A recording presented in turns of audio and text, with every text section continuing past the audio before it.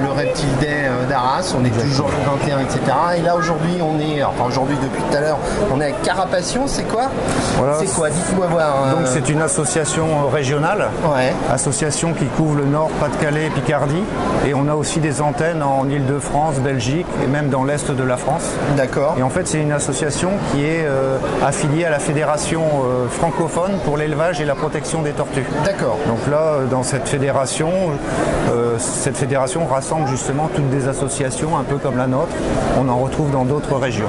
Donc vous avez des personnes qui ont le certificat de capacité, voilà, donc l'autorisation d'ouverture d'établissement, etc. Voilà, tout à fait. Bon, juste là-bas. Au niveau du bureau, du conseil d'administration, voilà, la plupart ont leur certificat de capacité ou au moins les autorisations d'élevage, les autorisations préfectorales, puisque maintenir des élevages comme ça, c'est très réglementé. Oui, c'est très réglementé. C'est vrai que sur notre chaîne YouTube, on avait déjà abordé ce côté de la réglementation. On en parle souvent d'ailleurs. Et encore dernièrement, moi j'ai relayé un article de presse où il y avait un couple de personnes âgées qui avaient acheté une Eurotestudo Bolgeri dans une animalerie, 6 tests poussés, à 6 h du mat. La Bolgeri, typiquement, là c'est une tortue qui est protégée française. Donc on a la protection internationale européenne. Donc c'est une 2B, c'est ça? Nous on est européenne. Et la Bolgeri, c'est du 2A. 2A.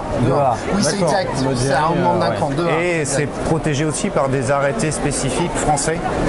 Donc quelqu'un qui achète une Testudo Bolgeri en règle sur un stand ici, la tortue est en règle, mais l'éleveur ne l'est pas forcément. Il lui faut une autorisation pour pouvoir avoir un CDC. Il y a l'Astrochelis radiata qu'il faut l'autorisation pour jusqu'à 6. Voilà, et puis tout ce qui est Testudo, Hermani, Bolgeri. Marginata également. Également, c'est ça.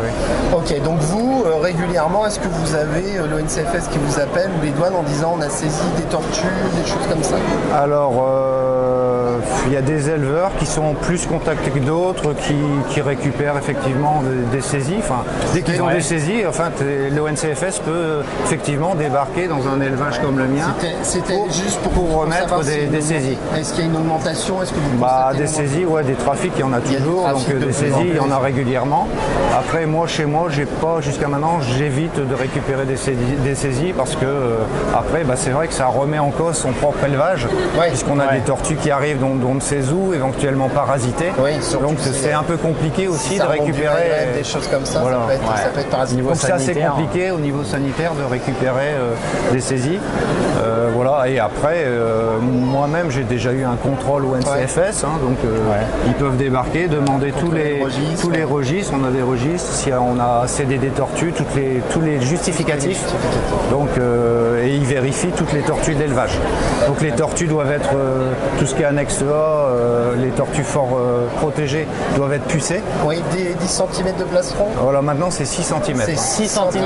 La dernière fois on a dit 10, maintenant on est sur des micro-puces, donc c'est 6 cm. D'accord, donc ça c'est une chose à savoir. Bonne information à retenir. Encore une dernière chose, parce qu'il y a beaucoup de monde et vous êtes très demandé. Les tortues sulcata, on n'a pas encore présenté cette tortue-là. C'est vrai que c'est tout petit, c'est tout mignon, c'est comme un iguane. Voilà, là on a l'exemple de ce que devient une tortue sulcata lorsque ça atteint un âge certain ou un certain âge. Ouais, c'est pas encore les plus gros sujets, on va dire, mais c'est déjà, on se rend compte quand même que ça peut pas aller chez n'importe qui. Voilà, il faut des installations bien adaptées. Bien adaptées. Donc par exemple, chez moi, il y a des grandes serres, il y a un chalet isolé pour les maintenir l'hiver, puisque ça c'est une tortue qui n'hiberne pas. Température de jour qui est conseillée? Là, de jour, 28-30 degrés. 28-30 degrés. Et l'hiver, on peut les maintenir à 20-25 degrés. D'accord. 20-25 degrés, d'accord. Et la nuit, ça peut baisser à 20 degrés, on va dire, pour des gros sujets. Les gros sujets supportent des températures inférieures. Mais bon, il faut toujours se caler sur les températures du pays. C'est quand même une tortue qui vit en Afrique, sur la bande Sénégal, Soudan, à ce niveau-là. D'accord. Donc voilà, il y a... Celle qui bouge là, elle a quel âge? Alors celle-là, elle a à peu près 25 ans. 25 ans, elle pèse combien de kilos? Là, elle pèse entre 45 et 50 kilos. Un beau D'accord, c'est bébé. une femelle? Là, celui-là, c'est un mâle. Il y a la femelle Ok, juste à elle peut côté. encore prendre, si je me trompe pas, Ah oui, oui, jusqu'à ça, 100 kilos. voilà, ça peut monter jusqu'à 80-100 kilos pour les mâles et les femelles, c'est 60-80 Et kilos. au niveau de la durée de vie, c'est à peu près combien pour une? Oh, bah, la durée de vie, c'est facilement une centaine d'années. D'accord, auparavant. D'accord, donc c'est aussi pour les enfants, quoi. Donc qui voilà, vont devoir ça faut y penser aussi, s'occuper effectivement. des animaux. Et le budget aussi peut-être nourriture. Et alors parce là, que ça doit ouais, demander, budget, je pense, c'est vrai qu'on achète des bébés autour de 80-100 euros. je les ai vus, ouais, Voilà, sur- 80 euros aujourd'hui. Par contre, des sujets comme ça, celui qui voudrait avoir directement une tortue d'une grosse taille, ça monte à plusieurs milliers de voilà, à d'euros, 1500, voire voire au-dessus. plus, hein. ouais. D'accord. Bon, Donc, bah alors comme quoi il faut vraiment réfléchir. faut avant de réfléchir, prendre, surtout sur une les- tortue, déjà vous renseigner pour la maintenance. Deuxièmement, vous renseigner sur la législation.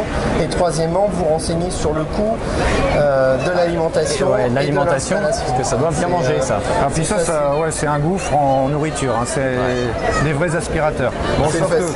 quand on a du grand terrain, ça broute un peu comme un mouton. Hein, D'accord, une bonne petite Mais ça, tondeuse, quoi. Une petite tondeuse. c'est une bonne tondeuse, ça bonne mange tout le tondeuse. temps. Ok, Voilà, en bah tout cas, elles sont écoutez, super merci belles. Dominique de nous avoir donné du temps. Bah, de Si rien. vous avez besoin de renseignements, vous pouvez toujours contacter Carapation, bien sûr notre ami Google, il suffit Ouais, taper donc justement. voilà, Carapation sur Google, carapation.org. On mettra dans les descriptions nous votre adresse hein, Ouais, de l'association. Et puis voilà, et bah écoutez, on continue notre petit tour sur le reptile. Bonne continuation à vous. Merci à beaucoup, vous. à bientôt. Allez, ciao, bye. Au revoir.